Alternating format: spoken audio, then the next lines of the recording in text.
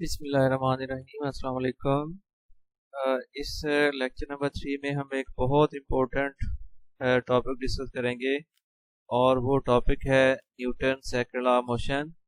ये बोर्ड के पेपर में as a long question repeatedly आ चुका है इससे पहले। तो ये लॉ को डिस्कस करने से के लिए सबसे पहले हम इसकी स्टेटमेंट देखते हैं। तो इस सेकंड लॉ ऑफ मोशन को लॉ ऑफ फोर्स भी कहा जाता है। स्टूडेंट्स, आपकी इंफॉर्मेशन के लिए मैं बता रहा हूँ, this is also called law of force. अब जिस तरह फर्स्ट लॉ में हम कहते हैं कि in the absence of net force, और इसी तरह ये जो सेकंड लॉ है ये होता है in the presence of net force, कि जब किसी बॉडी पर कोई नेट फोर्स एक्ट करेगी तो उसका फिर रिजल्ट या इम्पैक्ट क्या होगा बॉडी पर। ये है फोर्स से रिलेटेड लॉ, यानी जब किसी बॉडी पर नेट फोर्स अप्लाई हो जाए तो फिर वो नेट फोर्स का रोल क्या होगा, उसकी एक्सप्लेनेशन ये लॉ हमें बताएगा। इसकी स्टेटमेंट सबसे पहले, when a net force acts on a body it produces acceleration in the body in the direction of net force। तो यहाँ तक देखिए कि जब कोई नेट फोर्स किसी बॉडी पर एक्ट करेगी तो वो इस बॉडी में फोर्स की डायरेक्शन में एक्सेलरेशन प्रोड्यूस करेगी। अब सेकंड इसका हिस्सा होता है कि उस एक्सेलरेशन की वैल्यू क्या होगी। तो magnitude of this acceleration is directly proportional to the net force. मतलब कि उस एक्सेलरेशन का जो मैग्नीट्यूड है, जो उसकी वैल्यू है, वो तो नेट फोर्स के डायरेक्टली प्रोपोर्शनल होगी acting on a body and inversely proportional to its mass, और इसके एक्सेलरेशन जो है वो मास के इनवर्सली प्रोपोर्शनल होगा। दोबारा अब इसकी मैं इसकी स्टेटमेंट देखता हूँ, पढ़ता हूँ। तो when a net force acts on a body it produces acceleration in the body in the direction of net force.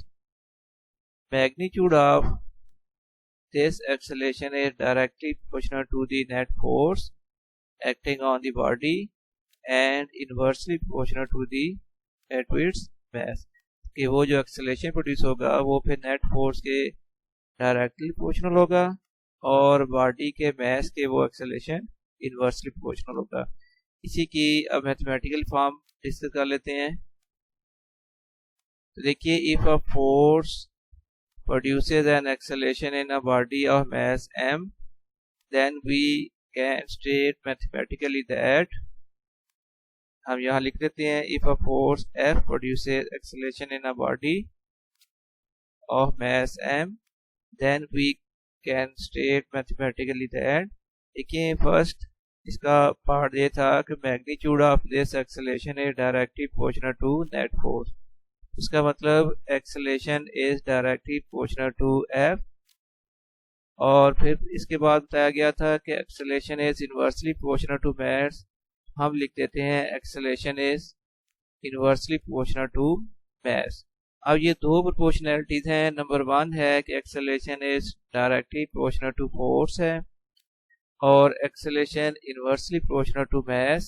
ये जो 1/m लिखा हुआ है तो इसको आप पढ़ोगे एक्सेलरेशन इज इनवर्सली प्रोपोर्शनल।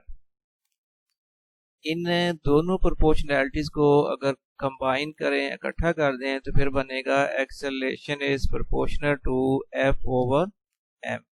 इसके बाद आप जानते हो कि प्रोपोर्शनैलिटी को इक्वेशन में कन्वर्ट करने के लिए हम एक लगाएंगे कांस्टेंट, जिसको कहते हैं कांस्टेंट प्रोपोर्शनैलिटी, और फिर प्रोपोर्शनैलिटी कन्वर्ट हो जाएगी इक्वेशन में।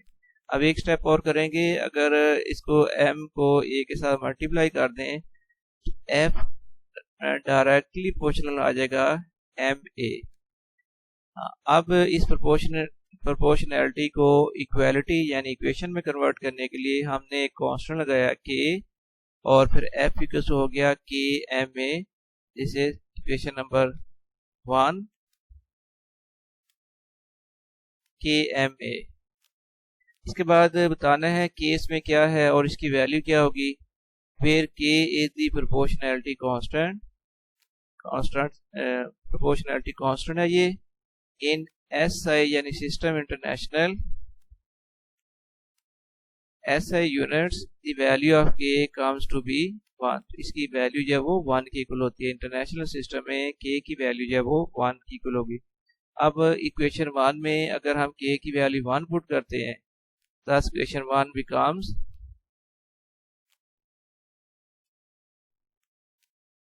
f equals to M A, के की बजाय उसकी वैल्यू आ गई 1, तो f इक्वल्स हो जाएगा एम ए। ये जो अब हमने रिलेशन लिखा है f equals to M A, this equation is called the mathematical form of Newton second law of motion. अब इस बड़ी इंपॉर्टेंट क्वेश्चन है, इस क्वेश्चन से हम फोर्स के यूनिट को भी डिफाइन कर सकते हैं, जो कि इसमें हम डिफाइन करेंगे। तो अब है कि SI यूनिट ऑफ फोर्स क्या है।